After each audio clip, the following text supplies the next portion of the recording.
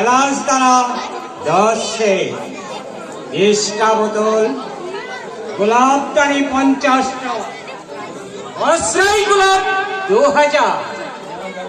আর কিছু লাগবে কি? যদি লাগে মেহেরবানি করে হুকুম করুন, আমি লিখে ফেলি। 10টা হাতি, 20টা টাট্টু আর 30টা মুন্ড। নাও, লিখে নাও। দোস্তাকে মাফ করবেন। যাহা পানা বলি, চোখে কম দেখো নাকি উজির সাহেব? বেয়াদবি মাফ করবেন। আমি আপনাকে চেনো না, দেখোনি কখনো? জি না। কোথায় থাকো? খাজানজি খানায়। তাহলে যে বলছো দেখোনি, তুমি কি চোখ বুঝে থাকো? জি না, কাজে ব্যস্ত থাকি। ও, তাহলে তো দেখছি তুমি কাজের লোক। তাহলে নাজির সাহেব, মাঝে মাঝে কি তুমি আফগানি খুশবুর গন্ধ পাও না? বেগম মহলে ধার দিয়ে যেতে যেতে খড়খড়ির ফাঁক দিয়ে আসমানি অন্য তোমার চোখে পড়ে না?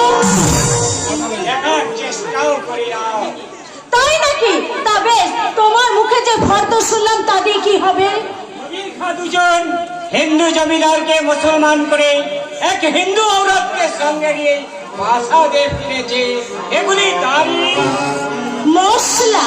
তাহলে আজ তো তোমার ছুটির দিন, আজকে তাহলে তুমি কাজ করছো কেন? আমি ছুটির দিনেও কাজ করি। সে কি, দুজন হিন্দু জমিদার মুসলমান হয়েছে, তাতে তোমার আনন্দ হচ্ছে না? শরাব খেয়ে বাইরে নাচ গান শুনবে না? না, আমি কখনো শরাব খাইনি, বাইরে নাচ গানও দেখিনি, শোনেও নেই। তাছাড়া জোর করে অন্য ধর্মের মানুষকে ইসলাম করাকে আমি অত্যাচার করে আনন্দ তো দূরের কথা, যেদিন এমন ঘটনা ঘটে সেদিন আমি খোদার কাছে আরজ না করে খাদ্য গ্রহণ করি না।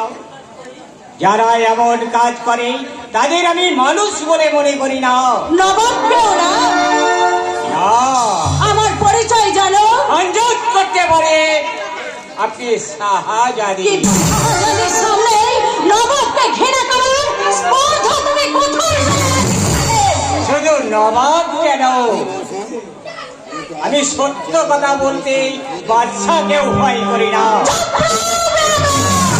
সবটাই না না না। হ্যাঁ, আমাকে যে অন্যায় করে বেয়াদব বলে তাকে আমি হাজরাত বলে